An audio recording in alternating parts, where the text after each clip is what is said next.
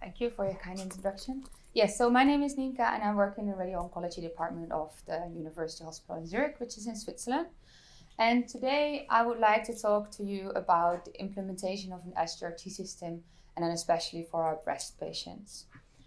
So I briefly say what kind of indications we'll use and where we use the SGRT system for, the workflow of breast patients before we had the SGRT system, the timeline we used, like how much time it took till fully implement everything, how we did it from monitoring DIBH treatments with the SGRT system, and in the end I will go over our workflow for the DIBH patients.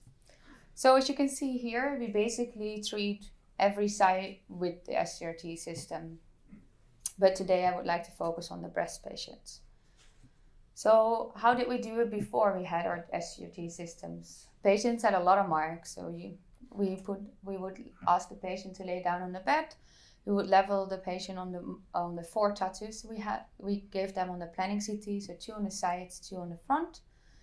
Then we would go to our isocenter, which is based on all the marks. So you can see we have isocenter marks, extra marks in order to get rid of rotations.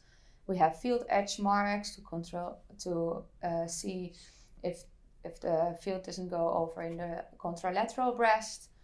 And if we're happy with our setup, we would leave the room and we would image daily. We image daily with MV or sometimes KV, depending on the technique we use to treat these patients. We would shift any shift we have and we would irradiate. So what these marks are, of course, not so nice for the patients. It's a lot of marks. They have to be careful with them, and over the course of the treatment, they don't always stay the same as nice as we start them with. So in July 2014, we got our first SGRT system. So that was one system on one machine, whereas we have 3 treatment machines. From July 2014 till March 2017, we basically treated 3 breathing breasts. We got our second system. And then in March, we were ready for our DIBH treatments. And now it's October 2019, we started on with our imageless treatments for breast patients. So what I just wanted to make clear is before you implementing a new system will take you some time. So we had the system and we were like, well, before we're just going to start treating with this, we want to make sure that our staff is familiar with it, but also is it an accurate system? So what we did is we had 3 groups of patients, group A, B, and C. Group A, we would use our normal skin marks. We set them up as we were used to, but in the background, we just let the Aligner T system run, just to see what does that data say. For group B, we used our tattoos we had to align up on the breastboard and then fine tune with the Aligner T system. And group C, it was only the Aligner T system, so nothing else. No marks, just the Aligner T system. And what we see is that if you do not use the Aligner T system, your shifts after imaging are way much bigger. The 2 groups where we have used the system, one more than the other, you don't see so much difference in the shifts. But what we saw is that we had to go in the room and reset up more often with the group where we only used SGRT, so no marks. We could say that that's probably because we didn't even level on the breastboard. So we said, well, using the SGRT system is good. It will help us reduce post-match shifts. And what we did is that we got rid of all our field S marks and ISO marks. Also, we did not have 4 tattoos for patients anymore, but 2, only the 2 on the sides. So our workflow would be that we would level the patient on the breastboard in order to make sure that he's always on the same position at that breastboard, get rid of the big rotations, and then use the SGRT system to align up perfect and then image. So this was good. And what are we going to do now? So what we now have is more information about the movement of a patient during treatment. Beforehand, what happened is we lined up the patient, we imaged, and based on these images, we shifted. And of course, we visually saw the patient during treatment, but we could never say how much a patient was actually moving and if that patient was inside the inside our tolerances and like what would be these tolerances. So what we did is a new study. We would like to see further how our positioning is going with the system, if this is good, like rotating more staff into this system, like are we still happy with this? Is it still accurate if the more staff is actually working with the system? But also like what is a normal breathing pattern for a patient? Like where do we need to set our thresholds in order that a patient can normally breathe, but not so much freedom that she can cough or move? So we had these two groups, and what we saw is that for the patient positioning group, 94% of the shifts were within our 5 millimeters. We expect, of course, a bit of a difference because the Aligner-T system is based on the surface of the breast, whereas our match is based on the bony anatomy. But these 5% of 5 millimeters for 94% of the patients show us that we are accurate with setting up a patient, and we only have small shifts. For the patient monitoring group, we saw that in longitudinal direction, except for 1 out of 141 fractions, we always were within a 5 millimeter range of motion. For vertically and laterally, that was like 7 millimeter range. So what we decided here is we like the system for free breathing treatments. We have consistent data, and if we set the thresholds of the system for 5 millimeter vertically, laterally, and longitudinally directions with a magnitude of 7 millimeters, then a normal breathing pattern would fit in there. And as a patient moves more or is coughing or anything like that, the system will tell us that she's outside of tolerance and we can re-image or do something else in order to get a good treatment. So that's very nice. We're ready with free breathing. How are we going for DIBH? At this point, we're already treating patients with DIBH, but with the RPM system from Varian.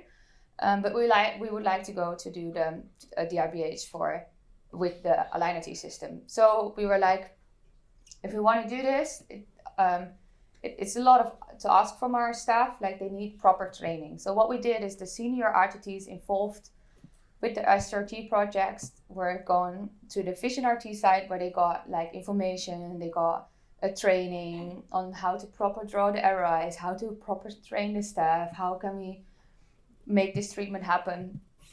And when they came back, also somebody from Vision RT came to our department and we had a staff training on the machine. After that, we had smaller groups from our staff with the senior RTTs to go on to get through the whole workflow again. And then we started treating our first patients. Still, one of the senior RTTs was there till we got confident and everybody got rotated in and now totally is implemented. So first I would like to show you a little bit of our data and then I will go over our workflow. So what we had is we had 17 patients with 296 fractions and we were looking at our post-match shifts based on the MV imaging. I would like to point out that we include actually every patient. Like as long as they can do the breath hold on the planning CT, then they are included. So no age limits or anything. Also, we don't just treat breasts with 3D conformal RTs, but we have electron compensation plans. We have tangential fields, inclusive or without supraclavicular fields, IMRT breast. All of them were included. And we looked at the shifts, if we're consistent setting up with the system. So we saw that in 94% of all the fractions, we were again within our 5 millimeters. But we saw that some of them had outliners and we looked at them separately. So what we saw is that sometimes the breast gets swollen and then of course your surface is not the same anymore. So you see that every day you have the same big shift. Other things are like an arm position, especially if we're treating supraclavicular fields or lymph nodes somewhere, then the arm position is more important, which has an influence on the shifts. What we also saw is that sometimes the chin position can all make shifts happen. I will come back to that later, how we avoid that now. So what we saw is that Aligner-T is an accurate alternative for RPM, and with proper staff training, we are very happy to use it. So I come to our workflow. So this is the workflow at the moment still. We still have the 2 tattoos on the side. We will ask the patient to lay down on our Cifco breastboard, where we make sure that he's indexed on the same position every day and get rid of the big rotations. And then we have the Aligner-T system, and as you can see here is that we start with our free breathing DICOM structure set. So that means that on a planning CT, a patient gets a free breathing and a DIBH CT scan. For us, that was not a problem because almost all of our patients do get a electron boost in free breathing, so we needed that CT scan. So then we put on the system, we let it run, we let it monitor, and we see maybe that we have to adjust a bit. And as soon as we're happy, as soon as the deltas are as close to 0 as possible, we change to our DIBH DICOM set. And what we see here is that the vertically is out of tolerance.